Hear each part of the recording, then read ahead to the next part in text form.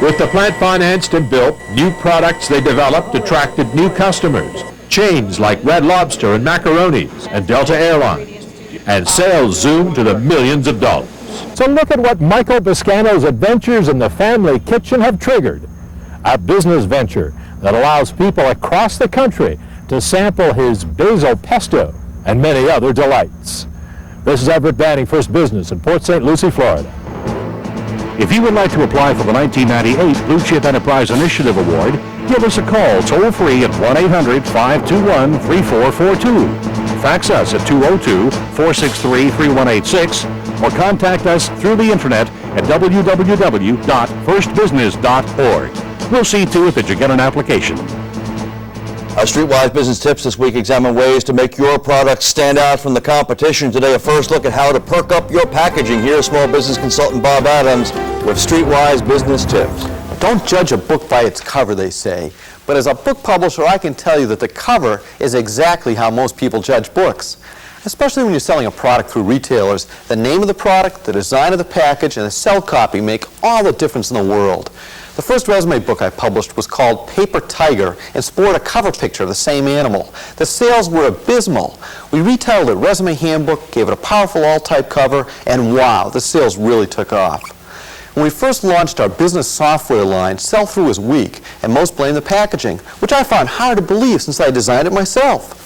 Unbeknownst to me, others in my organization came up with a great new design, which I finally agreed to try, and again, our software sales took right off. I'm Bob Adams with Streetwise Business Tips.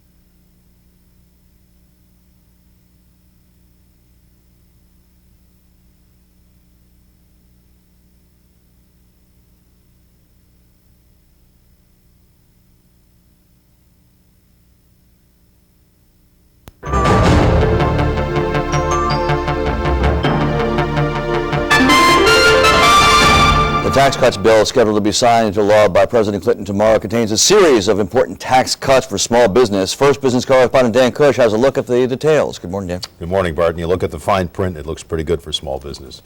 This bill cuts capital gains tax rates from 28 to 20% for assets held at least 18 months, with an 18% rate for assets purchased after 2000 and held at least 5 years. This bill also eliminates capital gains taxes on the sale of a small business if the money is quickly reinvested in another small business. It raises the estate tax exemption from $600,000 to $1 million, exempts small businesses from the alternative minimum tax, gradually raises the deductibility for health insurance for the self-employed to 100% by the year 2007, simplifies the management of pension plans, and suspends penalties until June 30th, 1998 for small businesses that fail to file their taxes electronically. Supporters say this tax relief bill is a good first step. The first significant tax relief in 16 years, and was it ever needed, because American workers and families were paying the highest taxes they've ever paid. This is indeed only a beginning. Taxes on the American working people are too high, and they must continue to be reduced. In other Capitol Hill developments, New York Democratic Congressman Floyd Flake, a minister, says he will leave the House of Representatives later this year to devote more time to his church. New York Republican Congresswoman Susan Molinari left the House last Friday to join CBS television. And California Republican Congressman Jay Kim is scheduled to plead guilty today to campaign finance misdemeanors. Dan Cush, First Business. Pardon? Thanks, Dan. Boeing is expected to announce today where its military aircraft operations will be headquartered. The Wall Street Journal this morning reports Boeing will announce it'll be based at the St. Louis home of the former McDonnell Douglas Corporation and then report to Boeing's Seattle Defense and Space Group. Today is the first official day of combined operations with McDonnell Douglas and Boeing. Ford is expected to post its best July ever among the big three automakers when its numbers come out tomorrow. Meanwhile, GM posted its best sales gains yet this year during July, with sales of cars and light trucks up 6%. At Chrysler, there was a 9% decline in sales from a year ago, the sixth straight decline for Chrysler. Meanwhile, Honda says sales were up 32% last month. Toyota sales jumped 15%. In sports this morning, last season's NBA Rookie of the Year was arrested in Richmond, Virginia for marijuana possession. Philadelphia 76ers Allen Iverson was in a car with two other men stopped for speeding. Iverson also had a gun, which he admits was his, but a weapons possession charge will be dropped because the marijuana was less than a pound's worth. Baseball's Hall of Fame inducted new members Sunday. Former Atlanta Braves pitcher Phil Niekro was inducted along with White Sox second baseman Nellie Fox, Negro Leagues star Willie Wells, and Dodgers manager Tommy Lasorda. Now here's a look at the morning sports scoreboard.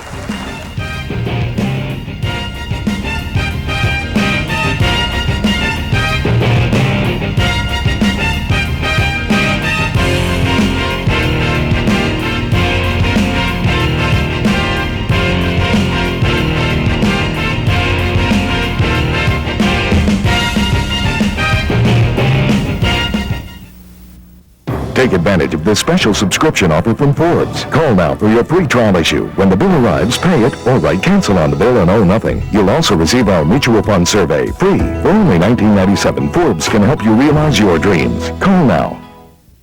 Subscribe to the Wall Street Journal now and get our gift of 2 weeks free. That's 12 weeks for just 66 cents a day. Call 800-454-5900. That's 800-454-5900. You can master the Internet and the World Wide Web with Internet World, the leading Internet magazine. Internet World covers websites, equipment, news, and issues about how the Internet will affect you and the way you do business. 12 issues are just $16.77. Call now and receive free How the Internet Can Work for You. Master the Internet. Call 800-228-6600. That's 800-228-6600 for Internet World magazine.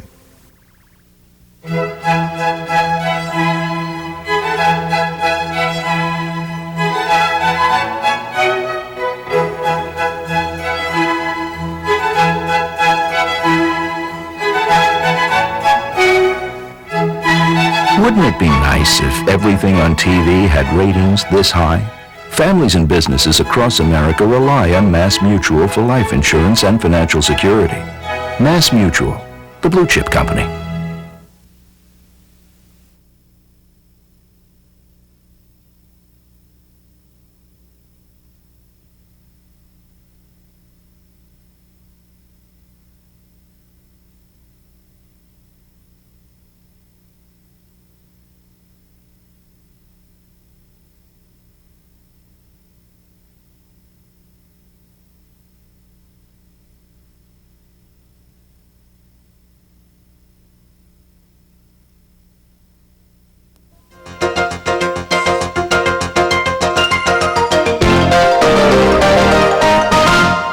Checking on commodities, some futures prices may get a boost from Mother Nature. First Business reporter Kristen Bigger takes a look at the week ahead. Analysts are predicting corn prices will head higher at the Chicago Board of Trade. Rain fell in some parts of the Midwest over the weekend, but it wasn't enough to help most crop areas. This comes during a critical growing stage, one that determines the size of the fall harvest. As a result, corn, which gained 1 1/4 cents Friday, will likely move higher. Over at the Chicago Merck, hog prices could jump amid speculation for shrinking supplies. When temperatures climb, as they did this weekend, farmers bring fewer hogs to market. That's because the animals can overheat and die. Hog and pork belly futures, which rose Friday, may edge up later this week. Kristen Bigger, First Business. Here's this morning's national weather picture in the 90s and 100s in the southern plains today, only in the 70s in the Great Lakes. There are scattered storms this morning from the Ohio Valley on east, storms in the Rockies as well. This afternoon, rain in the mid-Atlantic and northeast, showers back to the Mississippi River Valley, strong storms in the Rockies. Tomorrow morning, rain along the northeast coast, showers in the high plains, thunderstorms continue in the Rocky Mountains. At a time when the federal government is promoting its Welfare to Work program, small businesses are helping each other secure quality employees. From Philadelphia, in part one of 2 reports, First Business correspondent Trish McShane has an inside look at a 4-week program that's turning so-called unemployables into valuable members of the workforce. That's what we want, 100%. 99% is not good enough. Strive instructor Aaron Vance won't settle for anything less than the best. His job is to sharpen the computer skills of these students enrolled in a program called Strive. We're helping them develop resumes, teaching them interviewing skills, professionalism, proper job attitudes. Strive was founded 12 years ago in New York City by a Harlem employment service. The job readiness program is now being taught in 21 locations across the country. Strive's Philadelphia Center at the Metropolitan Career Center opened its doors in January. Since then, 45 of its 86 graduates have gotten jobs paying $6 per hour or more, plus benefits. The curriculum quite often is a crude reality check, sounding an alarm in students' minds. Wake up, people! You're going to be disappointed today, tomorrow, and on and on and on. Students are urged to fess up the reason for their failures in public. I'm rather than, I think it was my attitude. So she says that the #1 reason was attitude. What they don't have is the training that's conducive to moving ahead in their attitude and having a positive attitude on the job. So Strive instructors strongly suggest students shed those bad attitudes, smile during interviews, and act professionally on the job. How many of you know that you are your own worst enemy? Although these 30-hour-a-week rigorous sessions seem hard-hitting, they're the right recipe for success for Strive students. This place right here will put you on your feet. They'll show you that the only way that you can do it is if you go out and do it. Nobody's going to do it for you. Perseverance has already paid off for Boston. She's landed a job at Strawbridge's department store, earning $7 an hour. Strive's job doesn't end on graduation day. The staff member follows up on each graduate's new job and new employer and intervenes if a problem should arise. We want to see that student be successful, but we want to see that employer be satisfied to the max. Tomorrow we'll hear from small businesses now employing Strive graduates. Trish McShane, First Business. And that is it for this Monday morning. For all of us on the news team here at First Business, I'm Barton Eckert in Washington. Have a great day. We'll see you back here bright and early first thing tomorrow morning. First Business, business news for business people, has been brought to you by Mass Mutual, the Blue Chip Company, and by the U.S. Chamber of Commerce.